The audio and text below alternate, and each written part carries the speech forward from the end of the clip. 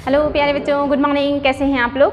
और आज आप लोगों का नया चैप्टर शुरू हो रहा है, खिलजी वंश। हमने गुलाम जो वंश है उसे समाप्त कर दिया है। गुलाम वंश के सारे शासकों को 1 बाय 1 करके हम लोगों ने स्टडी किया और आज हम खिलजी वंश की शुरुआत करेंगे। और आप जानते हैं कि खिलजी वंश का संस्थापक जो है वो गयासुद्दीन खिलजी हैं। इन्होंने क्या किया था, तो आपको पता होना चाहिए कि जो गयासुद्दीन खिलजी हैं, ये जो अंतिम गुलाम शासक थे कैकवाद, उन्हीं के समकालीन सरदार के रूप में काम कर रहे थे। और इनके कार्य से खुश होकर के जो कैकवाद हैं, इन्हें दिल्ली बुलाते हैं और शाइस्ता खां की उपाधि देते हैं। तो ये एक मजबूत सरदार के रूप में काम कर रहे थे। इनके अंदर योग्यता थी, बढ़िया इनका वर्क चल रहा था। इसी वजह से जो कैकवाद हैं काफ़ी प्रसन्न थे। लेकिन आप देखेंगे ये जब थोड़े से ज़्यादा शक्तिशाली हो जाते हैं और जो कैकवाद है वो भोग विलासिता में डूब जाते हैं और प्रशासन पे ध्यान नहीं देते हैं और जो अराजकता जैसी स्थिति बनने लगती है, तो इस बात का जो फ़ायदा है जलालुद्दीन खिलजी उठाते हैं और दिल्ली में घुस जाते हैं। कैकवाद को बंदी बना करके कैद में डाल देते हैं और उनकी अल्पवयस्क पुत्र क्यूमर्स को गद्दी पर बैठा देते हैं और उनके संरक्षक के रूप में शासन करने लगते हैं। कुछ टाइम तक जो है ये शासक एक तरीके से कहेंगे संरक्षक के रूप में शासन करते रहे, क्योंकि ये तुरंत क्यूमर्स की हत्या नहीं करते हैं, क्योंकि ये जानते हैं कि अगर हमने तत्काल इनके पिता की हत्या के बाद इनकी भी हत्या कर दी तो जो दिल्ली की जनता है वो भड़क जाएगी या जो लोग हैं वो सशंकित हो जाएंगे और फिर उन्हें शांत करना उनके लिए मुश्किल हो जाएगा। इसी वजह से ये कुछ महीनों तक क्यूमर्स को राजा बनाए रहते हैं या गद्दी पे बैठाए रहते हैं और संरक्षक के रूप में अपना जो प्रभुत्व है, जो प्रभाव है, वो जनता पर छोड़ने का प्रयास करते हैं। और जब उन्हें लगता है कि अब स्थिति थोड़ा नॉर्मल हो गई है या जनता उन पर विश्वास करने लगी है, तो ये उसका फ़ायदा उठाते हुए क्यूमर्स की भी हत्या कर देते हैं और ख़ुद जो है किलोखरी के महल में अपना राज्याभिषेक कराते हैं और राजा बन जाते हैं। जिस समय ये शासक बनते हैं उस समय इनका जो उम्र था वो 70 वर्ष का था, यानी कि एक तरीके से देखेंगे एक बुजुर्ग शासक हैं, लेकिन योग्यता थी तो ये शासक बन जाते हैं। और हालांकि इनका जो शासन है माना जाता है इन्होंने प्रशासन में बहुत नरमी बरती है या आप देखेंगे बलवन की तरह बहुत सख्ती नहीं बरता है इन्होंने।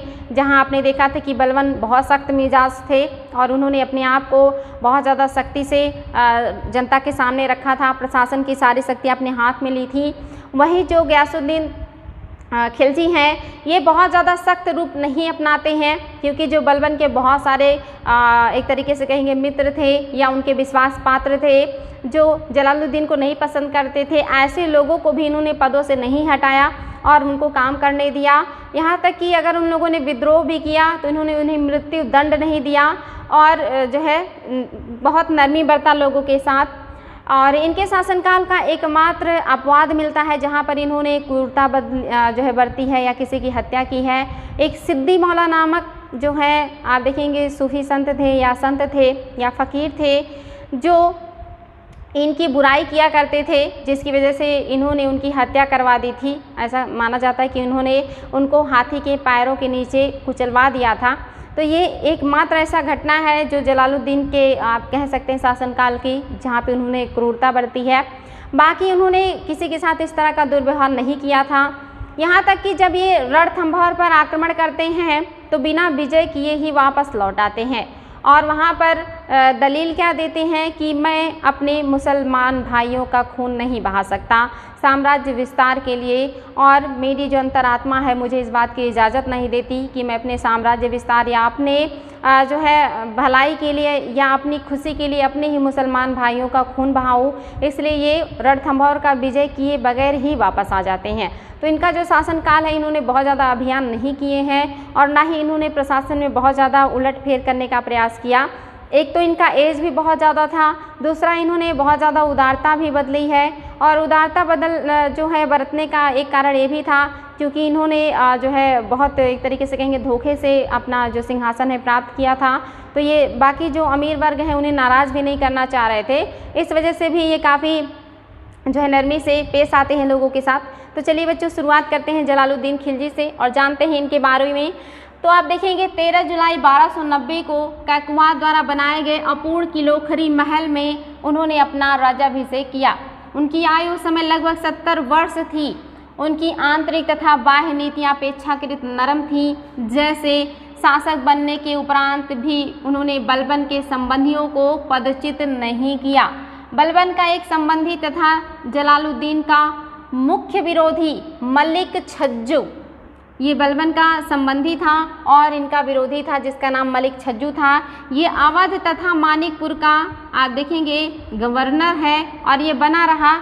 इसको जो जलालुद्दीन खिलजी है इन्होंने हटाया नहीं, जबकि कोई और शासक होता तो सोचता कि हमारा प्रतिद्वंदी है, हमारा विरोधी है, तो इसे हम गवर्नर के पद से हटा दें, लेकिन ये नहीं हटाते हैं। इंपॉर्टेंट है बच्चों।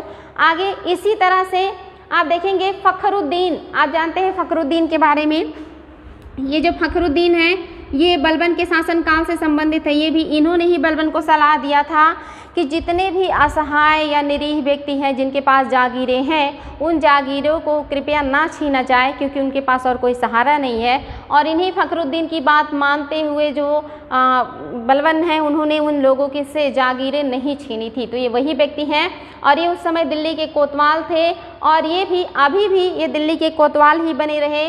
जो गयासुद्दीन खिलजी हैं उन्होंने इनको नहीं हटाया है कोतवाल के पद से। तो आप देख रहे हैं ये महत्वपूर्ण जो पद है ये लोग अभी भी उसी पद पे बने हुए हैं।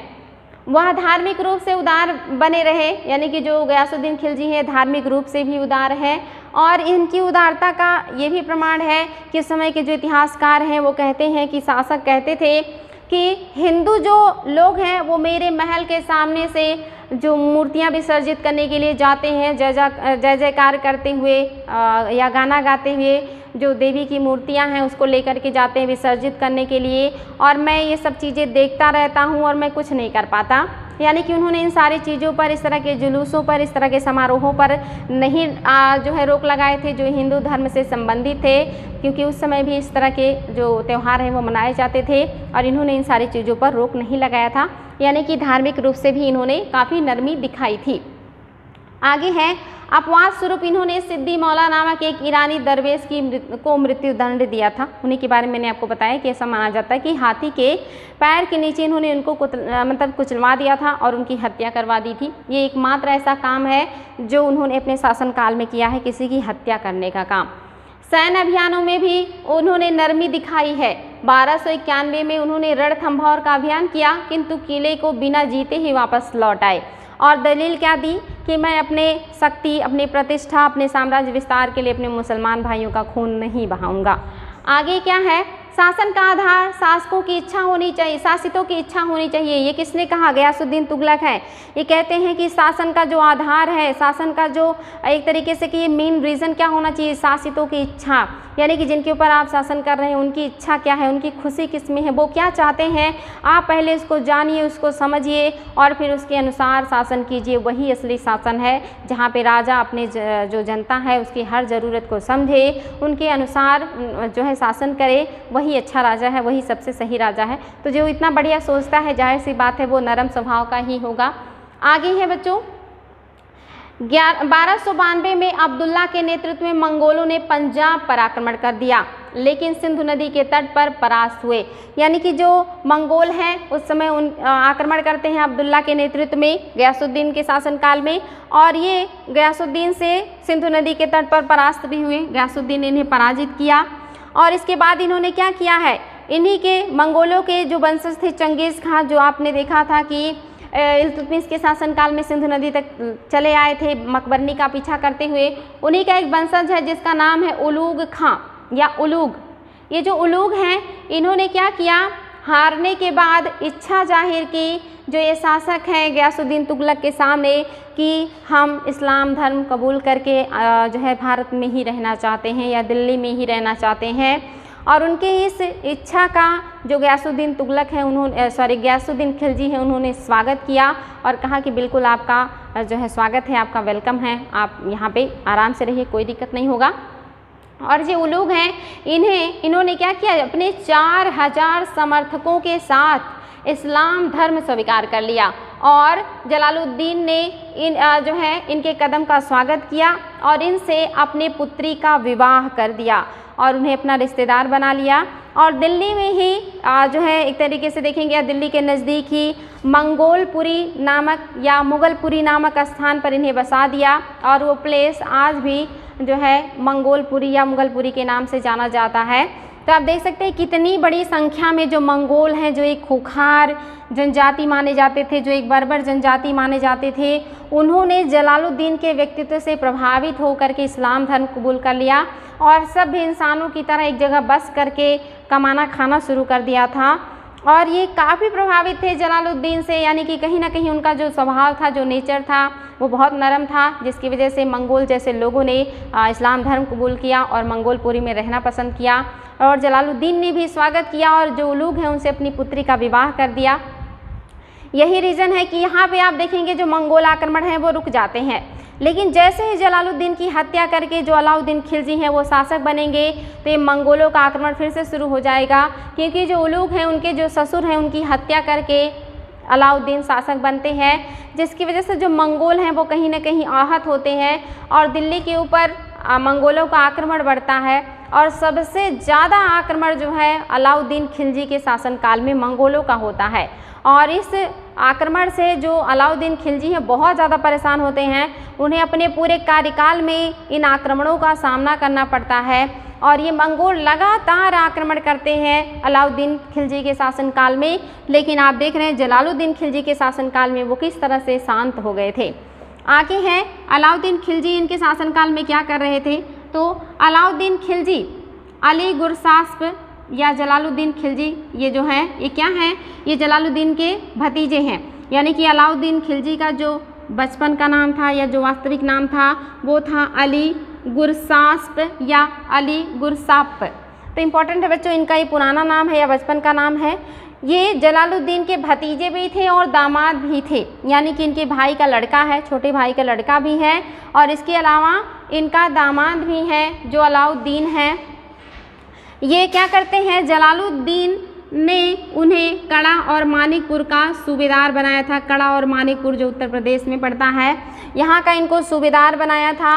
और इन्होंने क्या किया है, इन्होंने जलालुद्दीन से अनुमति ले करके 1292 में मालवा पर या मालवा में स्थित भिलसा पर आक्रमण कर दिया था।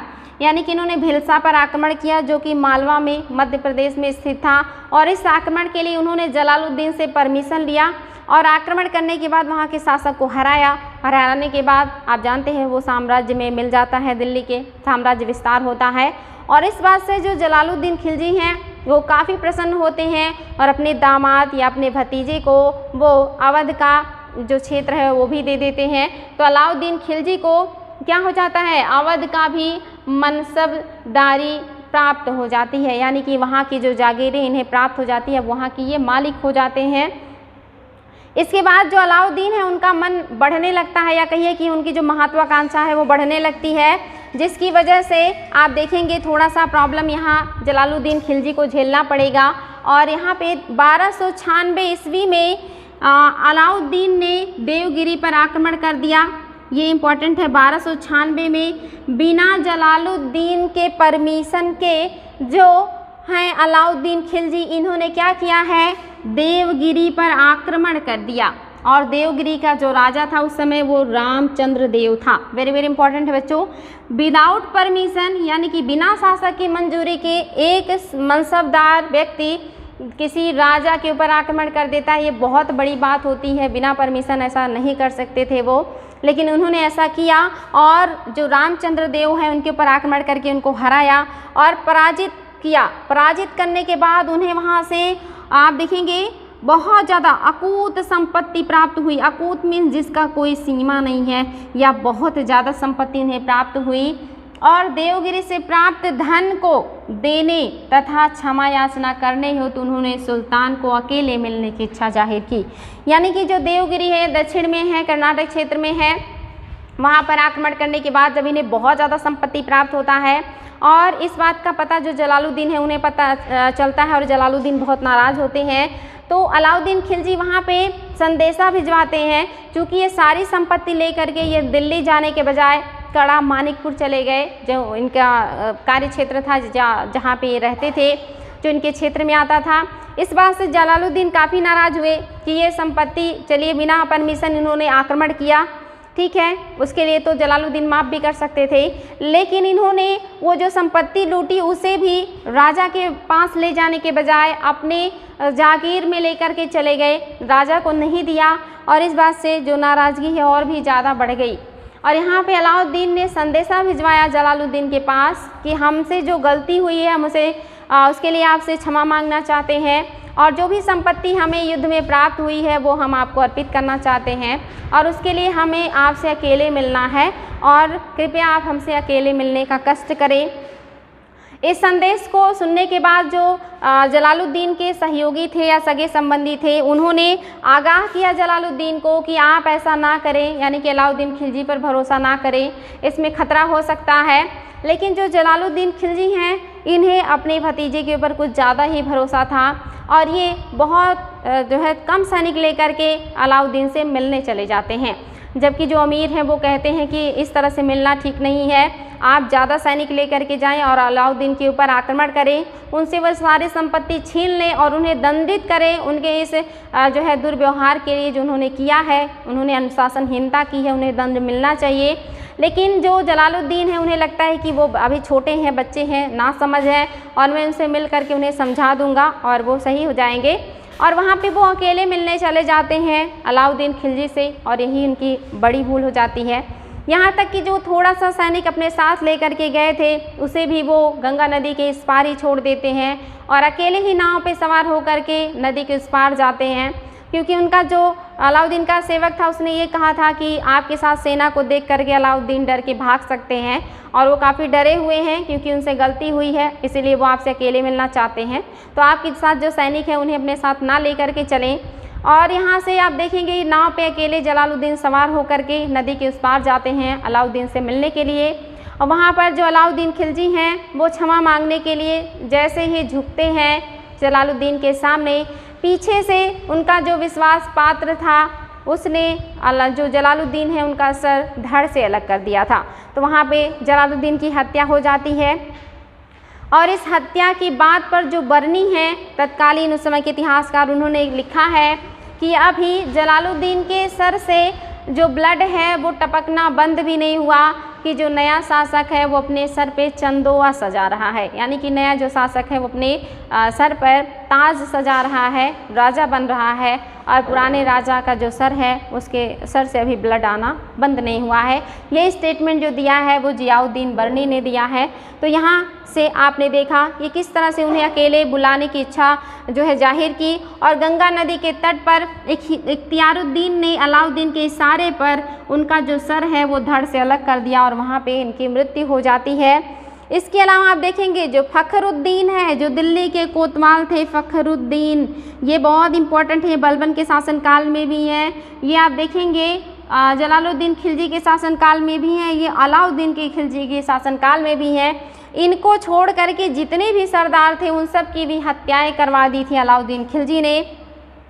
यहाँ पे बहुत ही जो है बढ़िया स्टेटमेंट सुनने को मिलता है कि जिन सरदारों ने जलालुद्दीन खिलजी का साथ छोड़ करके अलाउद्दीन खिलजी के साथ मिल गए थे धन और संपत्ति की लालच में, उन सब को अलाउद्दीन खिलजी ने मरवा दिया था जलालुद्दीन खिलजी की मौत के बाद। और जिन लोगों ने अपनी ईमानदारी को बनाए रखा या वो अलाउद्दीन खिलजी के बहकावे में नहीं आए, उन सब को अलाउद्दीन खिलजी ने पुरस्कृत किया और अच्छे पद प्रदान किए थे।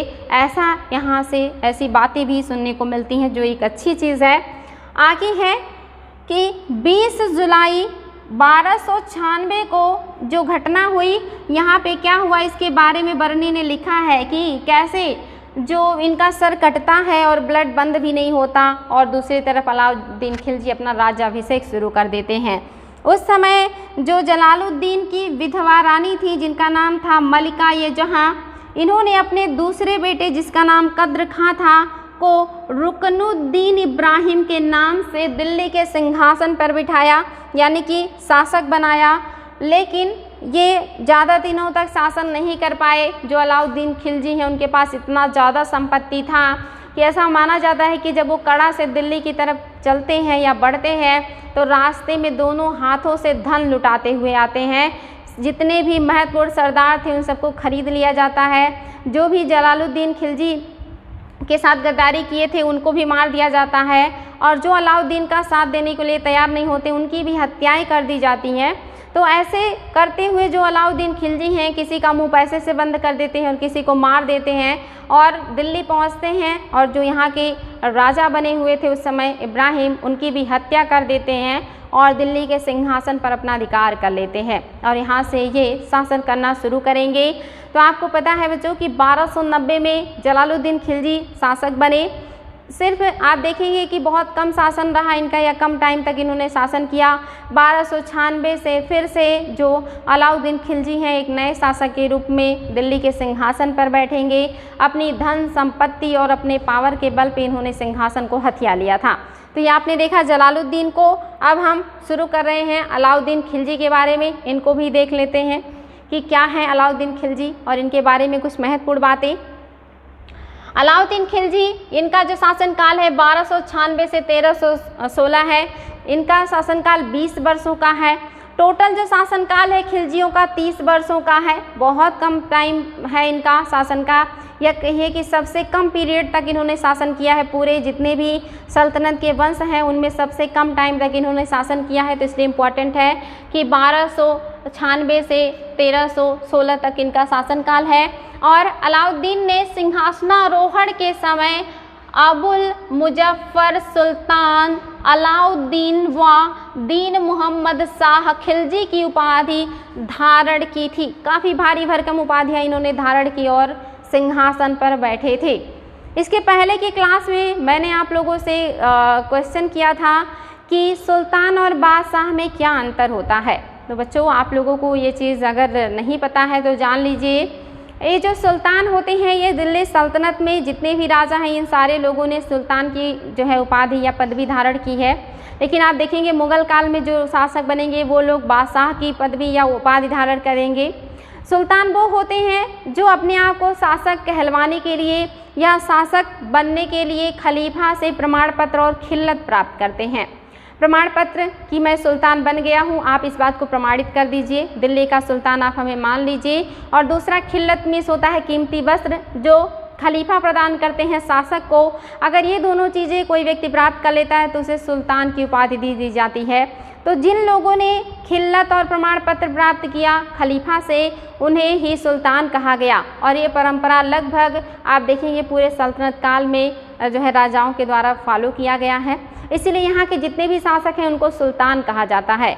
लेकिन जब मुग़ल वंश आएंगे तो वो खलीफा के अस्तित्व को या उनके पद को इतना तवज्जो नहीं देते हैं और वो बादशाह या पातशाह की उपाधि धारण करना शुरू कर देते हैं। तो ये अंतर है सुल्तान और बादशाह में, अगर नहीं पता है तो जान लीजिए। तो चलिए बच्चों आ जाते हैं अपने टॉपिक पे। अलाउद्दीन का साम्राज्य विस्तार। जो अलाउद्दीन है ये शासक बनते हैं और शासक बनने के बाद इन्होंने दिल्ली पर अपना पूरा नियंत्रण स्थापित करने का कोशिश किया। उस दरमियान इन्होंने अपने भाइयों की भी मदद ली और अपने भाइयों को अलग अलग उपाधियों से विभूषित किया। ये कहते हैं कि जैसे पैगंबर मोहम्मद थे यानी कि ईश्वर की परछाई या ईश्वर के भेजे हुए देवदूत, मैं भी बिल्कुल वैसे ही हूँ। और जैसे उनके 4 योद्धा थे जो उनका मदद करते थे हर जगह, वैसे ही मेरे पास भी 4 योद्धा हैं और मैं बहुत शक्तिशाली हूँ या सर्वशक्तिशाली हूँ, हर किसी को मेरी बात माननी होगी। तो बलबन के बाद ये दूसरे शासक हैं जो अपने चीज़ों को इतनी कठोरता से जनता के ऊपर लागू करेंगे या लोगों के ऊपर लागू करेंगे। तो इन्होंने अपना साम्राज्य विस्तार करना शुरू कर दिया। जैसे ये सिंहासन पर बैठते हैं इनका साम्राज्य विस्तार शुरू हो जाता है। और इस क्रम में जो पहला आक्रमण करते हैं ये आप देखेंगे कहाँ पे करेंगे, तो इनका गुजरात अभियान है, बहुत ही महत्वपूर्ण अभियान है जो कि 1299 में हुआ। इन्होंने गुजरात पर आक्रमण क्यों किया है तो उसके पीछे बहुत सारे रीज़न हैं। पहला कि ये काफ़ी समृद्ध प्रांत था, यहाँ पे जो है कृषि की दृष्टि से या अनाज की दृष्टि से भी काफ़ी जो है महत्वपूर्ण था। दूसरा यहाँ पे बंदरगाह भी थे जहाँ से बहुत ज़्यादा विदेशों को आयात निर्यात होता था, इसलिए व्यापारियों का क्षेत्र था और यहाँ पे पैसे बहुत थे, समृद्धि बहुत ज़्यादा थी। ऐसे बहुत सारे जो रीज़न हैं वो अलाउद्दीन के एक तरीके से कहीं गुजरात का क्षेत्र है वो आकर्षित कर रहा था। दूसरे जो गुजरात का शासक है उसका जो एक मंत्री है वो अलाउद्दीन को इनवाइट भी करते हैं और मदद भी करते हैं अलाउद्दीन को वहाँ के राजा को हराने के लिए, जिसकी वजह से जो अलाउद्दीन है इनका रास्ता और भी आसान हो जाता है और ये तत्काल उनकी मदद करने को कहते हैं, यानी कि जो भी इनका मदद करने के लिए मांग रहा था उसकी मदद के लिए तैयार हो जाते हैं और ये पहुंच जाते हैं गुजरात वहाँ के राजा के खिलाफ आक्रमण करने के लिए। तो चलिए देखते हैं क्या है इसमें। तो गुजरात का शासक रायकरण बघेल थे, इम्पॉर्टेंट है, उस समय जो राजा थे रायकरण बघेल थे और इनका जो क्षेत्र था काफ़ी समृद्ध था, सामरिक दृष्टिकोण से भी काफ़ी महत्वपूर्ण था। सामरिक मीन्स होता है सैनिक या युद्ध से संबंधित जो दृष्टिकोण होता है उसी से समझा जाता है, उस दृष्टिकोण से काफ़ी महत्वपूर्ण है। और जो रायकरण है इनके विरुद्ध इनके एक मंत्री जिसका नाम माधव था, इसी ने अलाउद्दीन से मदद मांगी थी कि आप हमारी मदद कीजिए, हमें इनको हराना है, या अपने राजा रायकरण को ये हराना चाह रहे हैं जो माधव हैं। अलाउद्दीन खिलजी ने तुरंत मदद करने का जो है आश्वासन दिया और उनकी सहायता को पूरा करने के लिए इन्होंने क्या किया, अलाउद्दीन ने उलुग खां तथा नुसरत खां के नेतृत्व में गुजरात में सेना भेजी और आक्रमण कर दिया। जो रायकरण हैं वो पराजित हो जाते हैं और पराजित होने के बाद अपनी पुत्री जिनका नाम देवल देवी था उनके साथ जो रामचंद्र देव हैं इनके शरण में चले जाते हैं या इनके पास चले जाते हैं, अपनी जान बचा करके भाग जाते हैं। लेकिन इनकी जो पत्नी थी कमला देवी ये तुर्कों के हाथ लग जाती हैं और उन्हें जो है दिल्ली लाया जाता है, जहाँ पे अलाउद्दीन खिलजी उनसे विवाह कर लेते हैं और उनको मलिका जहाँ की उपाधि देते हैं। तो ये इनकी पत्नी जो है वो अलाउद्दीन के पास चली जाती हैं। आगे अलाउद्दीन खिलजी ने जैसलमेर को जीता। इसके अलावा उनके जो सैनिक हैं उन सैनिकों ने सूरत को लूटा, जो कि बहुत ही धनी जो है शुरुआत से ही बंदरगाह था। यहाँ के जो हुंडियाँ हैं वो अफ्रीका अरबियन कंट्रीज़ में भी चला करती थी एंशिएंट काल में ही। यहाँ के सूती वस्त्र, यहाँ की जरी की कढ़ाई, यहाँ का जो धातु का काम है बहुत ज़्यादा प्रसिद्ध था पूरे विश्व में। काफ़ी धनी ये जो है बंदरगाह क्षेत्र था या बंदरगाह नगर था। यहाँ को जो है सैनिकों ने लूटा, सोमनाथ को सैनिकों ने लूटा और दोबारा जो सोमनाथ का मंदिर जो पत्थर का बनवाया था भीम द्वितीय ने उसको फिर से तोड़ दिया गया। इसके अलावा कैम्बे जो बंदरगाह है उसको भी इन लोगों ने लूटा। ये जितने भी बंदरगाह नगर थे गुजरात में उन सब को, ये जो कैम्बे है ये खंबात की खाड़ी के किनारे ही बंदरगाह है, इन सारे बंदरगाहों को खिलजी के जो सैनिक हैं उन्होंने लूटा था। और लूटने के बाद इन्होंने क्या किया है, नुसरत खां, और नुसरत खां ने उसी दरमियान आप देखेंगे ये नुसरत खां है, वेरी वेरी इंपॉर्टेंट है, इन्होंने क्या है किया है उसी दरमियान मलिक काफूर को खरीदा था, जो कि एक अबिसिनियाई हिजड़े हैं और इनको यहाँ से ख़रीदा गया था। इनको 1000 दिनार में ख़रीदा गया था, इसीलिए इनको 1000 दिनारी भी कहा जाता है। इंपॉर्टेंट है बच्चों, इनको 1000 दिनारी के नाम से भी जाना जाता है। एग्ज़ाम में आया है कि 1000 दिनारी किसे कहा जाता था, तो ये मलिक काफूर को कहा जाता था।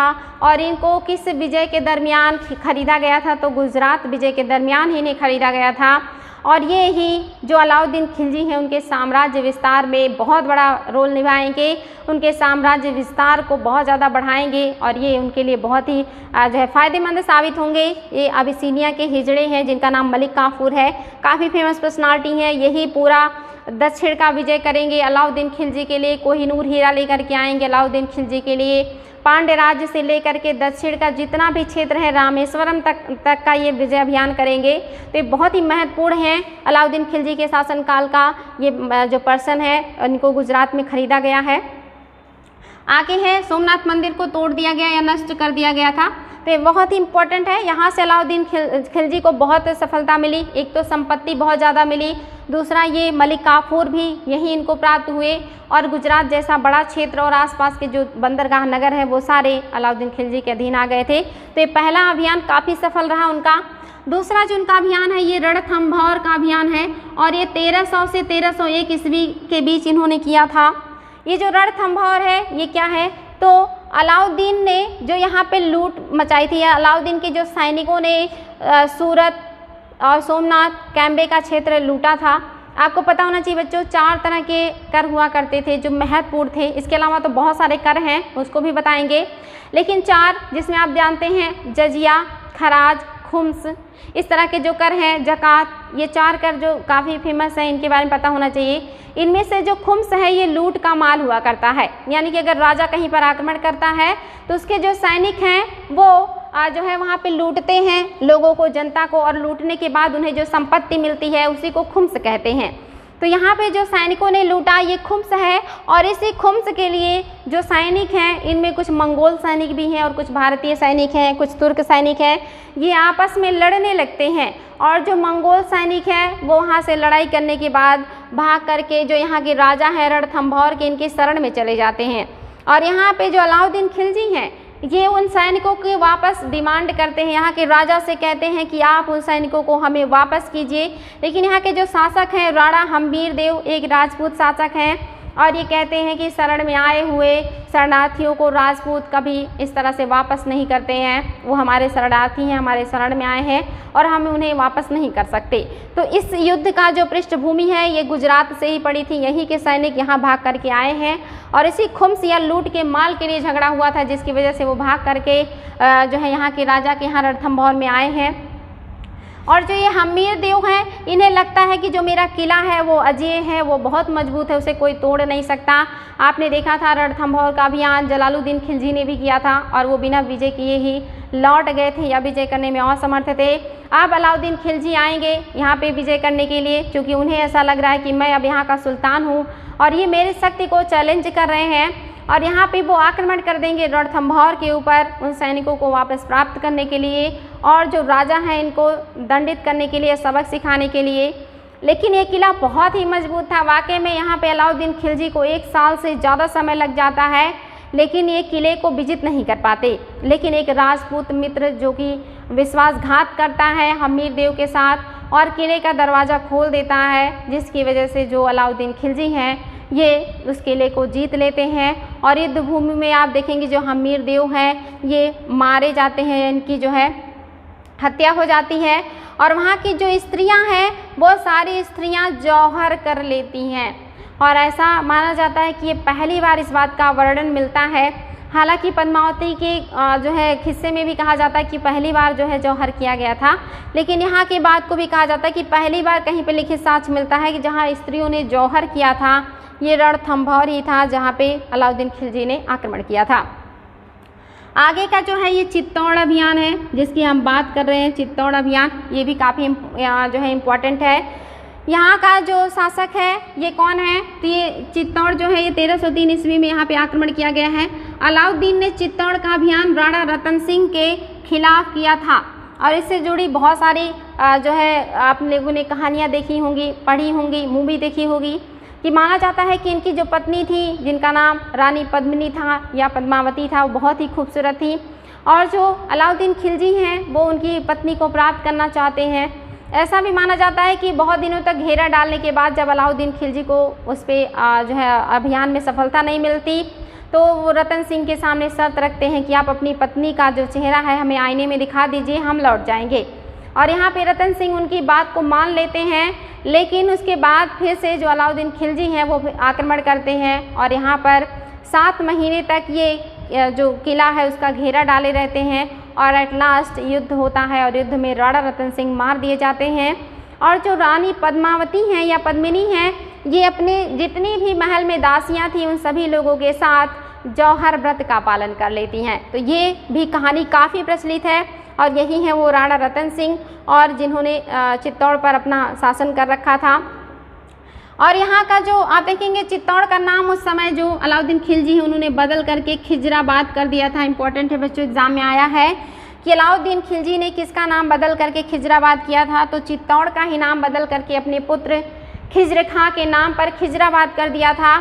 और खिज्र खां को वहाँ का शासक नियुक्त करके वो वापस दिल्ली लौट गए थे, और कुछ समय के बाद उन्होंने एक राजपूत शासक या राजपूत सरदार मालदेव को वहाँ का शासक बना दिया था। लेकिन चित्तौड़ ज़्यादा दिनों तक कभी किसी की गुलामी नहीं बर्दाश्त किया है, और यहाँ का जो शासक है या इन्हीं का वंशज यानी कि जो राजा हैं यहाँ के, इन्हीं का जो वंशज है जिसका नाम हम्मीर देव है, इन्होंने फिर से चित्तौड़ को स्वतंत्र कर लिया और यहाँ से जो तुर्कों का जो अधिकार है वो समाप्त हो जाता है। अब इस पर अधिकार करने वाला फिर अकबर होंगे, यानी कि इसके बाद और कोई ऐसा नहीं होगा जो चित्तौड़ पर अधिकार कर पाए, और अकबर को भी ज़्यादा दिनों तक उस पर अधिकार करने का मौका नहीं मिलता है। यानी कि ये हमेशा जो है चुनौतियाँ देते रहते हैं मुग़लों को और बाकी शासकों को।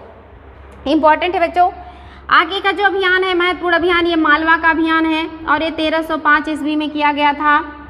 शासक कौन है? तो राय महलक हैं और इन्होंने अलाउद्दीन जो है क्या थे, यहाँ पे आक्रमण करते हैं, क्योंकि ये प्रांत भी काफ़ी समृद्ध था और मध्य का क्षेत्र था। यहाँ पे विजय किए बगैर दक्षिण का अभियान संभव नहीं था, तो इस क्षेत्र को तो साम्राज्य में मिलाना मजबूरी भी थी और ज़रूरत भी था। तो यहाँ पे ये आक्रमण करते हैं और जो अलाउद्दीन ने मुल्तान के सूबेदार आइन उल मुल्क को आक्रमण करने के लिए भेजा था। ये जो आइन उल मुल्क है, इन्होंने ही आक्रमण किया था मुल्तान पर, और महलक देव मारे गए थे, यानी कि ये जो क्षेत्र है इनको मिल गया। इसके अलावा इन्हें उज्जैन भी मिला, धार भी मिला या धारा नगरी भी मिला इस जीत में। इसके अलावा आप देखेंगे 1308 में सिवान का भी जो है अभियान किया गया, जहाँ के राजा शीतल देव थे, ये क्षेत्र भी जीत लिया था। इसके अलावा 1311 में ही कृष्णदेव को पराजित कर जालौन पर भी खिलजी ने अधिकार कर लिया था।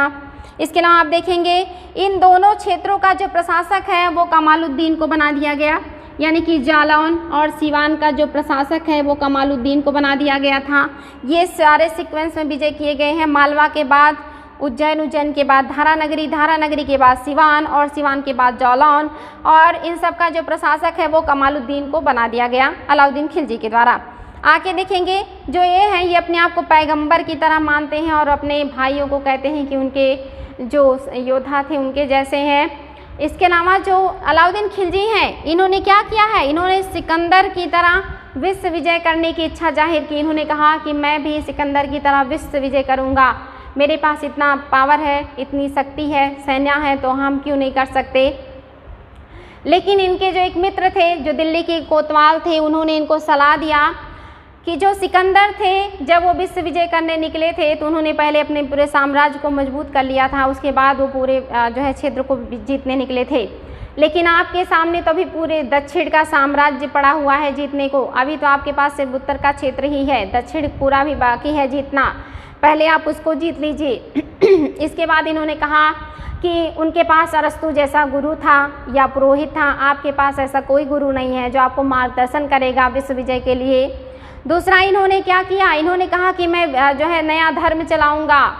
तो वहाँ पर भी जो उनके दोस्त हैं उनको मना करते हैं और समझाते हैं कि धर्म चलाना शासकों का काम नहीं है, धर्म पैगंबर चलाया करते हैं और आप पैगंबर नहीं हैं, इसलिए आपको धर्म चलाने का जो विचार है वो त्याग देना चाहिए। तो यहाँ पे उनके समझाने पर जो अलाउद्दीन खिलजी हैं ये विश्व विजय का और धर्म चलाने का जो विचार है उसे त्याग देते हैं, लेकिन अपने सिक्कों पर ये सिकंदर ये सानी की उपाधि अंकित करवाते हैं। तो एग्जाम में बच्चों आता है क्वेश्चन कि कौन सा वो सल्तनत काल का शासक था जो नया धर्म चलाना चाहता था, अलाउद्दीन खिलजी है, या कौन सा वो शासक था जो विश्व विजय करना चाहता था सिकंदर की तरह, अलाउद्दीन खिलजी है, या कौन सा वो शासक था जिसने सिकंदर ये सानी की उपाधि धारण की थी, तो ये अलाउद्दीन खिलजी हैं। तो आज हमने जलालुद्दीन खिलजी और अलाउद्दीन खिलजी के बारे में पढ़ा। अभी हमें अलाउद्दीन खिलजी के बारे में और भी बहुत सारे इंपॉर्टेंट पॉइंट देखने हैं, खास करके बाजार नियंत्रण, सैन्य व्यवस्था, भूमि प्रबंधन प्रणाली और बाकी बहुत सारे पॉइंट जो एग्जाम में बनते हैं उनको भी हम देखेंगे 1 बाय 1 करके। तो आज इतने सारे जो तथ्य आपको मिले हैं बच्चों, इसको बार बार रिवाइज करें और खूब मेहनत से पढ़ाई करें, एक भी तथ्य नहीं छोड़ेंगे। और इसको अगर आप अच्छे से पढ़ रहे हैं और कोई भी एग्जाम दे रहे हैं तो आप लोगों को प्रॉब्लम नहीं होगा। और आज के लिए रहने देते हैं, फिर मिलेंगे नेक्स्ट डे। Thank you.